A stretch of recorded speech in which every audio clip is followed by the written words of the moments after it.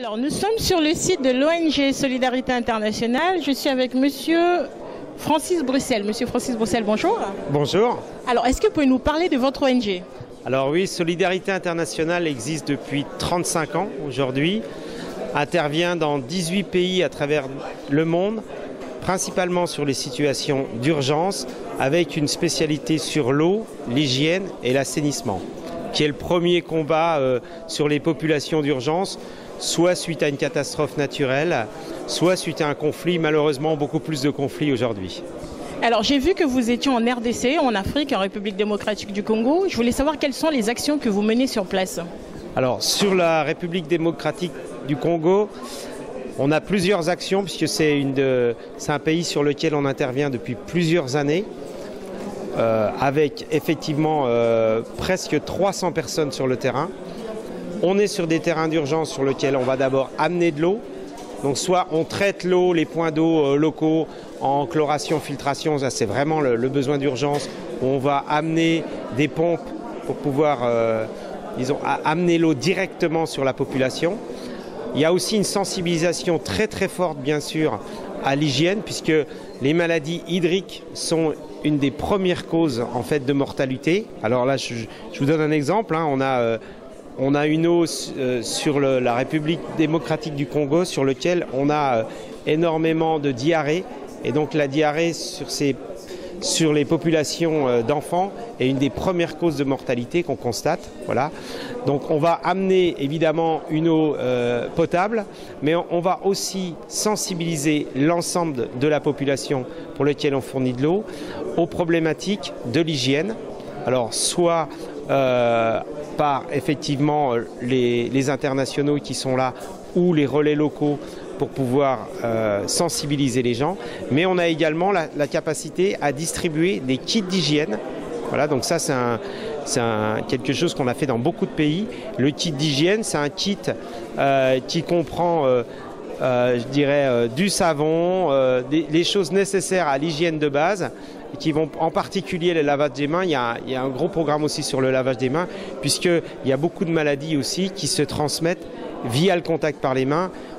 Bon, le plus connu c'est le choléra, on dit souvent c'est la maladie des mains sales, et donc là on a une action très très forte sur le sujet. Alors sur le traitement de l'eau, comment ça se passe concrètement? Vous avez des forages ou vous traitez les rivières, les lacs? Alors on a plusieurs actions sur effectivement le traitement de l'eau. Soit on a des points d'eau directement accessibles sur lesquels là la principale action c'est chloration, filtration pour rendre l'eau potable. Soit effectivement on va amener des forages en fonction des programmes sur lesquels on investit et sur lesquels on a des financements internationaux. On va pouvoir positionner des forages, des points d'eau.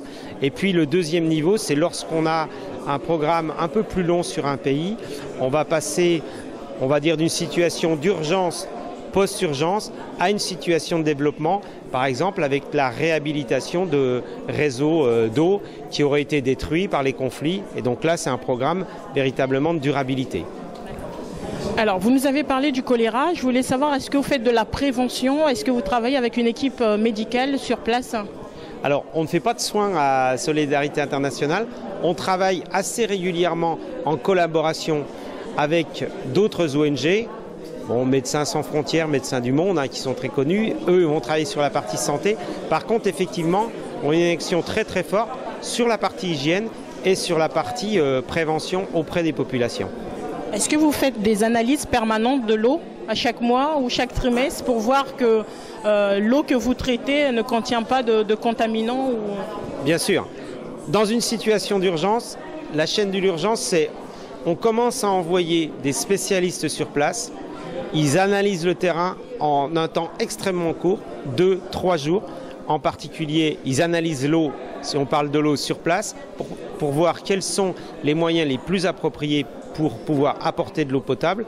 Et ensuite, alors on a 2 stocks d'urgence répartis, hein, un stock à Paris et un stock à Dubaï, qui contient des éléments permettant d'intervenir immédiatement une fois qu'on a analysé la typologie de l'eau, et donc de pouvoir répondre. Soit on amène directement une pompe, soit on amène de la chloration-filtration.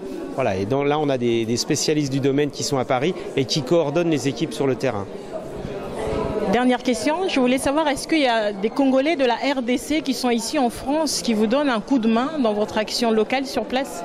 Alors, je ne sais pas s'il y a des Congolais issus de la France. Ce qui est clair, c'est que dans l'ensemble des programmes qu'on gère pour Solidarité Internationale, les programmes sont coordonnés par des spécialistes internationaux qui sont en expatriation dans le pays. Donc ça, c'est la base, hein, avec des spécialistes de l'eau, des spécialistes de la logistique. Et ensuite, l'ensemble des intervenants sur place, ce sont des gens qu'on embauche dans le pays. Donc si on reprend l'exemple de la République démocratique du Congo, actuellement, sur l'ensemble des bases qu'on a sur le pays, on a environ 40 internationaux et environ 260 personnes qui sont des employés locaux, donc des personnes du Congo. Merci beaucoup, Monsieur Bruxelles. Merci beaucoup.